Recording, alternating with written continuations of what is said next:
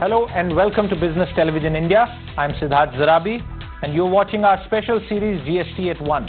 It's been a year since the rollout of the Goods and Services Tax, and on today's special show we are joined by four very noted tax experts. V.S. Krishan, National Leader Tax and Economic Policy Group at EY, former member of GST at the CBEC. Krishan Arora, Partner, Grant Thornton, India. Prateek Jain, Partner and Leader, Indirect Taxes at PwC, and Ramaratnam Muralidharan, the Senior Director of Deloitte, India. Thank you very much, gentlemen, for joining us on this show. Over the course of this show, we'll be discussing a host of big questions around what was billed as a good and simple tax, hopefully leading to one nation, one tax. So let me begin.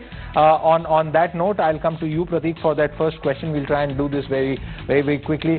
What has GST achieved for India in the first year? Has it led to one nation, one tax? It has. In many ways it has. It has led to simplicity, transparency, stability. When I say simplicity, all the taxes, 25, 26 taxes combining together in one tax, one rate across India on one product, which was a major problem earlier. More transparent because on the invoice the consumer can see what the tax is paid. More stability because no state can take a unilateral decision without approval of GST Council. So it is leading to on the ground because customers are getting more empowered. And we are, life has become simpler. Life has become simpler. I want to come on the second question to you, Mr. Krishan. Has ease of doing business under GST improved? Will it improve going forward, Mr. Krishan? Yeah, ease of business, that has, there has been an ease of business. But the ease of business for those who are already paying taxes. So there are a lot of, so the people who are outside the tax net are feeling the pain of paying taxes. Are paying because for them, but isn't that fair? Isn't that good? And I think it's good. So ease of doing business in a general sense has become good for those who are compliant. Yeah. For those who have not been compliant, the process has taken time, and therefore that registers itself as. But overall, I think the biggest improvement has been that is on the logistics cost. I think that's really come down. I think that's a big gain for us. Yeah, I just wanted to add, if we talk of ease of doing business for the manufacturing and the goods sector, yes, because multiple taxes have been subsumed. But if we take the services sector, where there was one centralized registration, now people have to get into multiple registration, multiple returns and all our service tax rates have also gone up. So I definitely don't think therefore there has been no ease of doing business for the service sector at least. Okay, that's a good point. The third question, and I'll come to you, Krishan, before I go to for the fourth to Mr. Muralidharan. Has GST helped in the formalization of India's economy and reduce leakages? It has started to become more formal because you see the unorganized sector is now forcefully converting into the organized sector. More and more people are registering. Almost the number of registrations have doubled up from what it was last year. There's also got to do with the number of service tax registrations becoming state specific. Right. But in the overall, it has increased. So that is something which is important. And has leakage reduced? Not to the extent it was expected, and it is still going on because eBay bill system has just kicked in. The input credit matching is not there as a phenomenon. We know that, and so that would still take some time before we can say that. So income tax collections have gone up. Income tax collections have gone up, and that's important. Mr. Muralidharan, on the fourth question, is the e-way bill, because that got mentioned, is that system of the e-way bill helping curb leakage? Yeah, it has started because, like as you would see, even the collection figures went up marginally by I think 7,000 crores. In 12 months, how much would you expect the impact of the e-way bill to come? See, it's very difficult to pinpoint the impact on account of e-way bill, but like we can see it by way of increased compliance.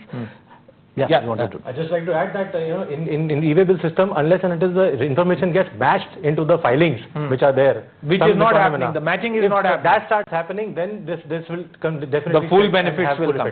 Okay, the fifth question for today is the GST number and PAN linkage making a difference. Since you mentioned it, I'll come to you, Prateek, for that. It is making a difference. To what extent? If you see April to September number, income tax collection went up by 20%, 19-20%. Okay, that's a headline point. 20% increase April to September in direct tax collection. Absolutely, where the economy is growing by 6 to 7%, right? So therefore, it is disproportionate to the growth in economy. Will it continue? Will this, or was it a one-off blip? No, I think it will continue.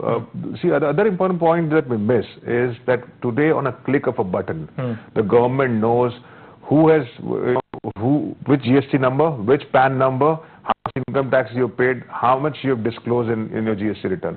And that wealth of data, once they start using that data for stopping the tax leakage, it is a very powerful tool in the hands of the government. Given the kind of system, Mr. Krishan, that we have, is that data mining going to happen? I don't think any of that data is being mined beyond just the superficial sort of...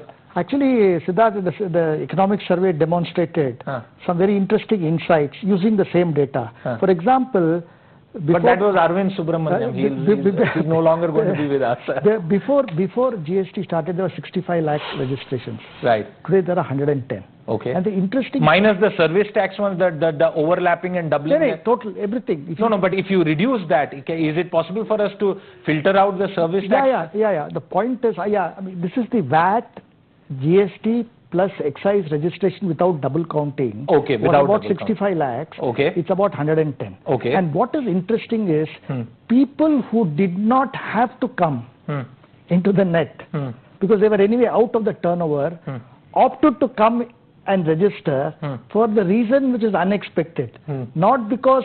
what is that reason? Not because the big buyers persuaded them, because the small are buyers from the big. And they required credit. Okay. So the small entered the tax net because they are buying from the big. And they required the credit. Okay, so that's one important one. We'll now move into the second crucial aspect as we assess the first year of the GST and look forward. And this look forward is very, very significant. And this is on GST revenues. We are going to listen to what Sushil Modi, the Deputy Chief Minister of Bihar and a member of the GST Council, had to say on revenues. And then we'll come back and continue this discussion. The crucial point made by Sushil Modi that the first year revenues, the annualized revenue collection is at 14%, and that reminds me of that famous revenue neutral rate number. Let's listen to what Sushil Modi had to say. कि revenue को भी अगर आप लें तो अगर annualise किया जाए तो growth is about 14% and it is about 11,11,000 crore on annualized basis. On an annualized basis. If you जो 9 महीने का जो रेवेन्यू है उसको अगर आप एनालाइज करें and it is around about 14% of growth. और देखिए जब ई-वे बिल तो अभी स्टार्ट हुआ 1 अप्रैल से Compliance. और अभी जो क्रेडिट है उसको वेरीफाई करने का कोई तरीका नहीं है. तो जब नया रिटर्न आएगा और ई-वे बिल इस 18-19 में और इफेक्टिव तरीके से जब ये लॉन्च होगा या काम करेगा तो मुझे पूरा भरोसा है कि जो एवरेज रेवेन्यू है वो 1 लाख करोड़ मिनिमम जो है और पर मंथ जो है और हो जाएगा. Okay, very, very important comments there, and we'll touch upon them. And therefore, that other big question for the day that we are asking: have GST collections stabilized? Will they remain a challenge?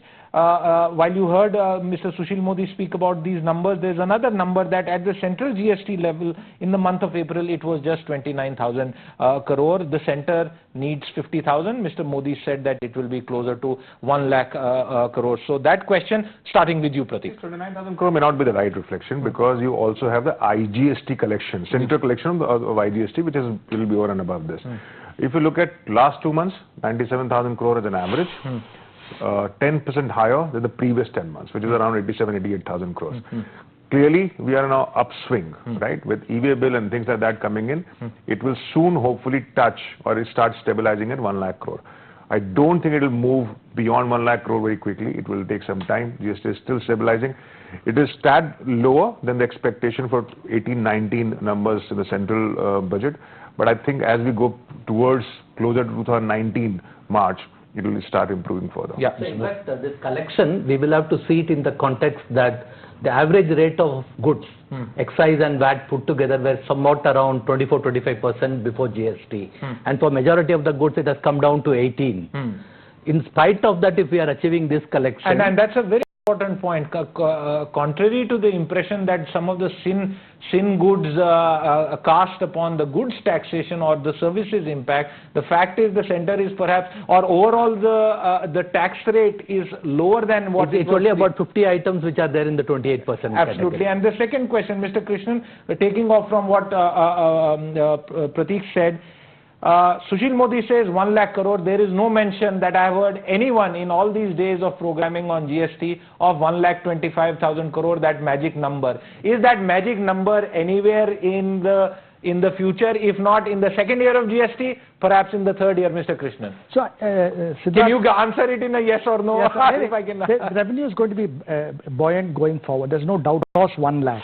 And the reason is the gap between the CGST revenue and the SGST revenue is a clue about the revenue potential. Okay. You know how it works is actually the CGST revenue should be at the same level of the SGST revenue. Okay. Because the rate is the same and the base is the same. Right. So the gap is now about 6,000 crores. So if you had to take that 6,000 crores per month, 5 to 6,000 crores difference, which is actually happening because of the overhang of the transactional credit in the CGST, the transitional credit, and you had to deduct it by the export refunds which had to go up from IGST, we make that adjustment. Right. 4,000-5,000 crores per month increase additionality will come once the transitional credit. Okay. So on annualized basis, almost 60,000 crore, $9 billion. And some of it, what would be interesting is at this time, is to know the composition of the transitional credit. Is the transitional credit input goods credit? Is the transitional credit input service credit? Is the transitional credit capital goods credit? A good analysis of this would indicate would provide us that I mean what would be the decline in the overhang. Okay. So and clearly it's buoyant, it's going to be buoyant, and I was told that 1,14,000 crores a month would be enough to sort of be well above the so if not sawa lakh, 1.15, 1.14. But you won't get that to 1,25,000 if petroleum is brought within the GST. Well, okay, we'll come to that because that's an important question. Also, when the input credit matching will happen, all these credit which has been taken unduly will also get matched. So there will be additional revenue which will be paid by cash. Okay. So that's also an important part. So the next question before we come out to some of those specifics is many states, and this is data that we have collated, and it shows a marked sort of difference. If you take Daman and Diu, if you take the smaller states, and I can go through most of those names, they are facing significant shortfalls. For instance, Dadra, Nagar Haveli, Puducherry, Himachal Pradesh, Uttarakhand, from 74% revenue shortfall coming to Bihar at 38% shortfall, Madhya Pradesh 26%, and Maharashtra, Tamil Nadu, Delhi and Telangana at even they are facing a revenue shortfall. So the question that we are asking is, will this revenue shortfall get solved eventually? I think you have partially addressed it, but just that one point. Yeah, Siddharth, I think this is the point, and there's a very interesting article on this. Actually all the states have done much better than in the pre-GST, except for a few states which are mining states, and I'll come to that. If you were to allocate the IGST which is being held back, and Sushil Modi talked about it, Bihar would be up. Okay. The point here is they are holding on to IGST revenue. Why is that? Because they want to give the export refund. They have no idea of the how much export refund. They are holding too much. If you had to adjust for that, and there was an article recently, if you adjust for that and allocate it, actually the revenue growth is not 11.5, but nearer what Modi is saying. The 14%, and I think it's a very, very important statement that he has made, and speaking exclusively to us, 14% was not a number that had been so categorically stated. That's because he said you're holding on to IGST, and he says once you give IGST, Bihar will also cross. Okay, so this number that we are seeing is not that much. This is perhaps an aberration, if I may call it. Next question, which was already taken up, but we ask it again: when will petroleum products come under GST? And I'm not even going to seriously ask about the possibilities of alcohol or other things. Who wants to take that? Pratik, and we'll go across the table. Yes, I think industrial fuel like ATF and natural gas should come. I'm expecting July 21st or beyond that? No, I think in next 2-3 months, 3-4 months it should come. Okay. Because the revenue impact is not that much. Okay. As far as passenger fuels are concerned, petrol, diesel, etc., I think it will take a long time. It's a more than 50% correction of revenues come from these products. I don't think states are confident as of now. And this compensation is only for 5 years. What will happen after that? So unless it stabilizes, I don't think states will agree for this. But ATF and natural gas, I think is a good probability to come in next few months. Same question, your answer. I think I agree with Prateek, and that's what it's expected to, that petroleum, at least initially the ATF etc. should come in the first part, and then it is hard to see the other products coming in very quickly as of date. It will take time, but ideally it should be it should get inclusive. Mr. Muralidharan. Yeah, in fact with 2019 elections also there, I don't think it's going to come before that as far as petrol and diesel are concerned. The other, on the alcohol which you were alluding to, that requires a constitution amendment. So alcohol, I don't think like in the foreseeable future it will come in. So these are items which are not. I think it's going to happen sooner, Siddharth. ATF and the natural gas is going to happen very quickly. I'll tell you the reason. The natural gas is an intermediate, is basically a B2B. Correct, item. absolutely. So all the industries downstream will going to benefit. Right. The amounts are not very significant. 2 states are involved, Gujarat and Andhra. So Right. you have to get them on board. Right. Then and it's not very much. 6,000. Gujarat is on board. And I think there can't be an issue with 6,000 crores.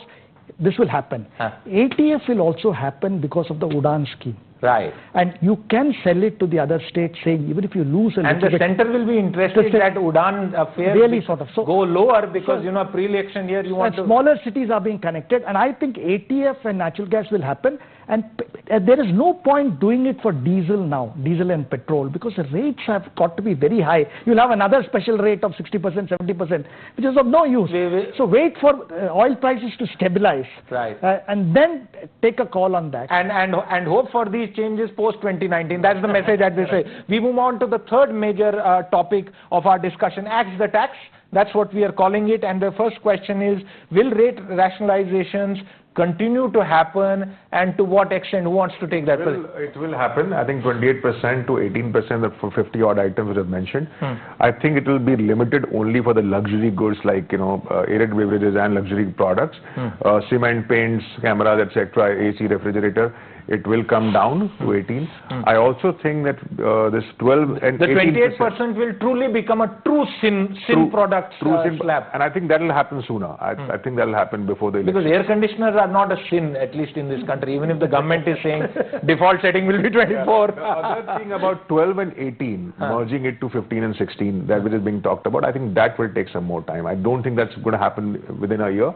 It will happen later. But 28% coming down to 18, I think is a fair possibility. In fact, there are 220 products which are in 12% category and over 500, almost 500 products which go back to 18%. It will be very difficult to align that and bring that rate into 15 to 16% is what is proposed to be that rate, because a 12% is too low and 80% would be high. Whenever that is done, the expectation is service tax rate has to match that. It cannot be at 18. Okay, so that's a very important point, Mr. Krishan. Before I come to you, I think 2 products are going to come down. which is paints and cement. Yeah. Which is going to gel into the larger thing about affordable housing. Thank you for saying that. We told our viewers we are the first channel to say that that's on the agenda. The key will be affordable house, because you will have to package the rate reduction. Right. There is no point saying 50 will come down. Right. We are bringing down cement and paint in order to bring down the costs of affordable housing along with the art of communicating a tax cut, Mr. Krishan. Okay, 2 questions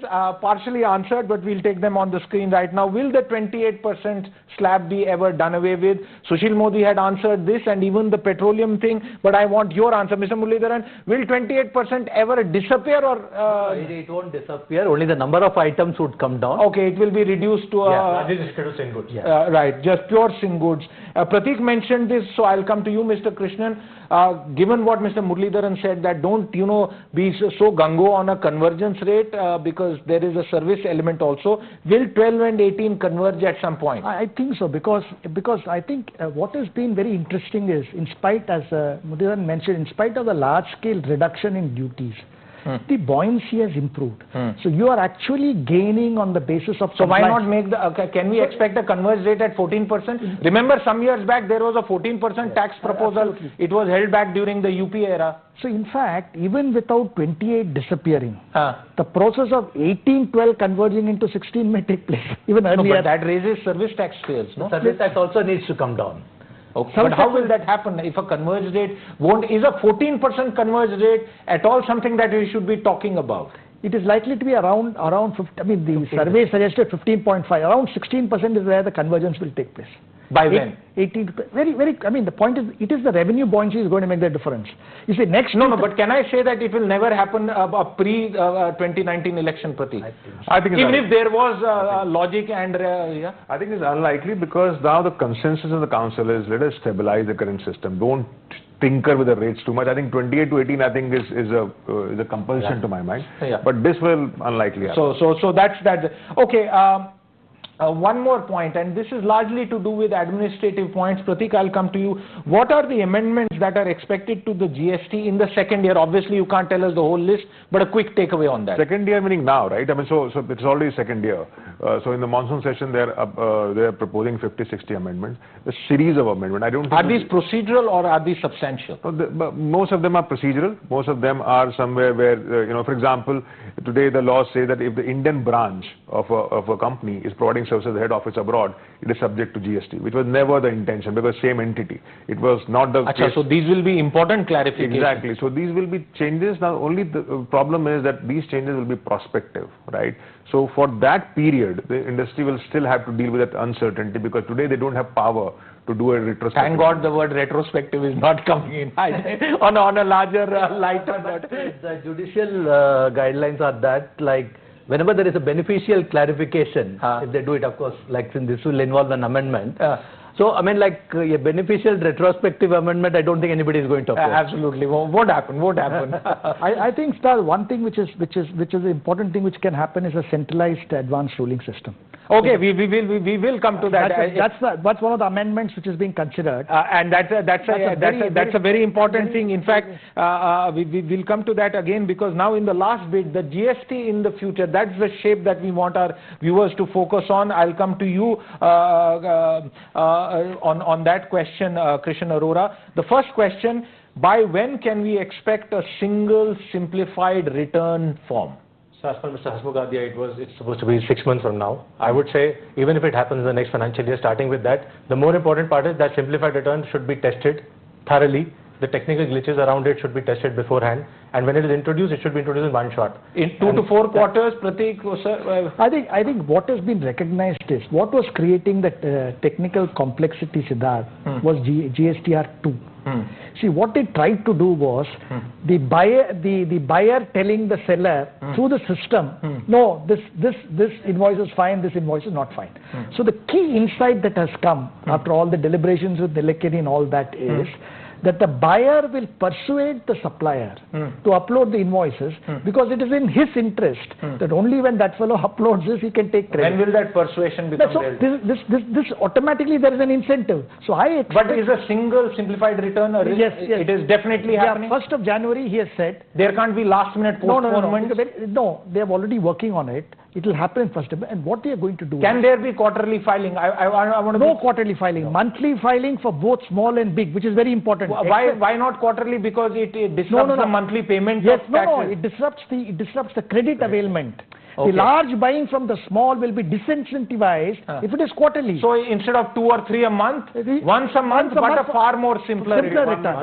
Only one return once in a month. So one nation, one tax, one return, all those ones coming up. And one annual return, Siddharth, which is where all the information will be captured. You will never leave us. You've been part of this. Okay, by when can we expect reverse charge and invoice matching to happen? Starting with you again. Reverse matching is going to start with this, right? With the revised return. Okay, that will be very simple. Whatever the vendors have uploaded, you will get the credit of that. Today you can get a provisional credit as well. Tomorrow you will not get the provisional credit. As far as reverse charge is concerned and things like that, they have deferred it till 30th September. Right? So No, but I hear talk that even that 30th September is just I think what will happen is the reverse charge will not come for all. It will only come for composition dealers who are smaller dealers. Okay, that's a very significant point. And Prateek, I want you to repeat it for our viewers. This is the first time I'm hearing RCM, yes, but only for a limited amount. Please expand on that. What happens is that today if I pay under RCM, what is RCM? If I buy from an unregistered dealer, I have to pay tax. But I also get a credit for that, right, as a business. When I sell my product, I get a credit for that.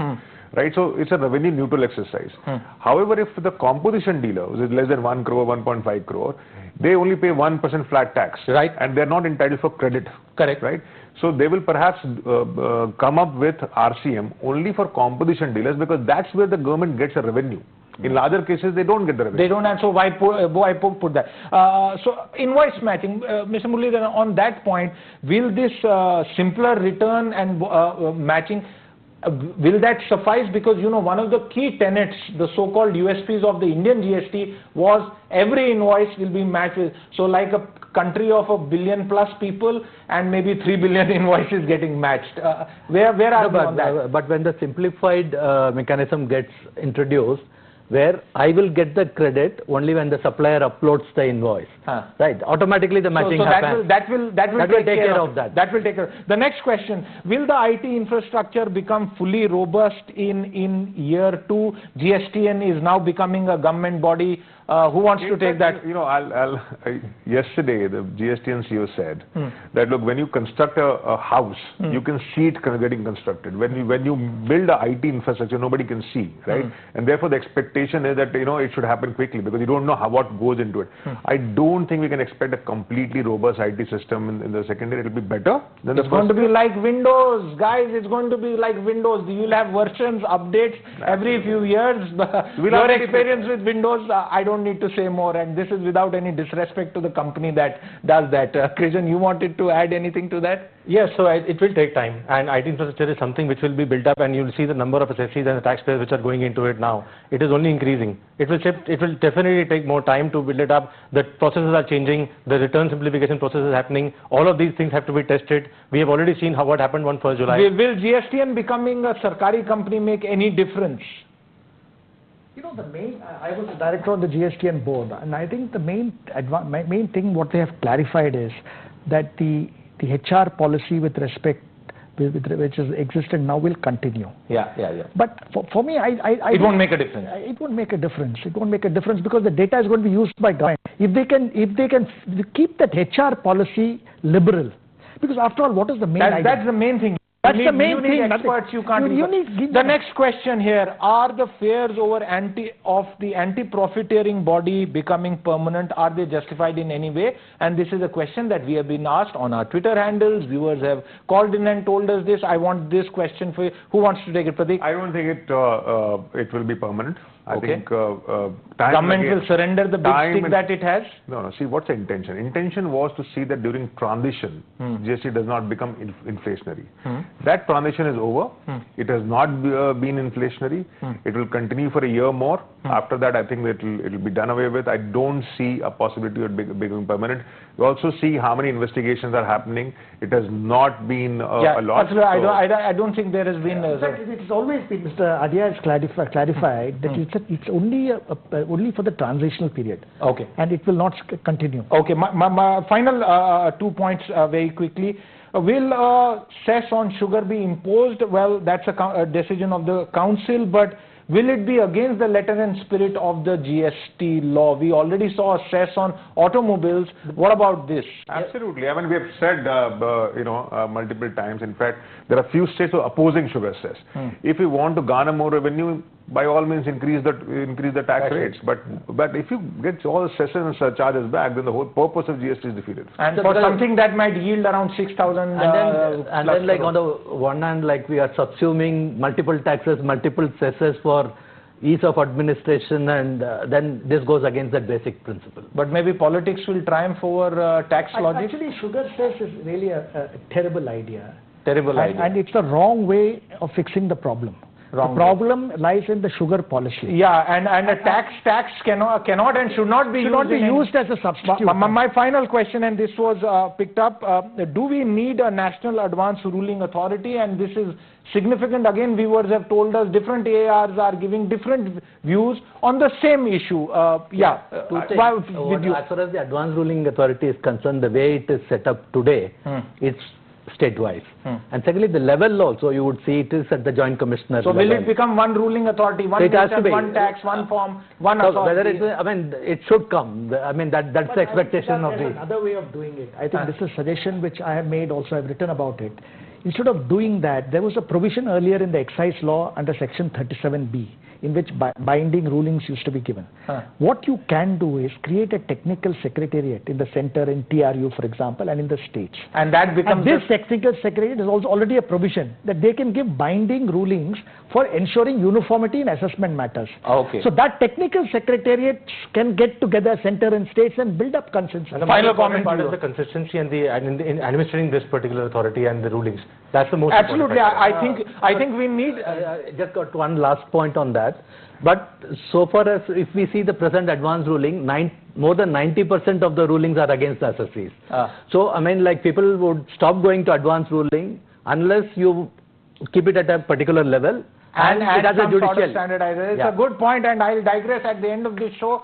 You have NCLT chapters across the country. Different clauses of the same IBC have been interpreted differently.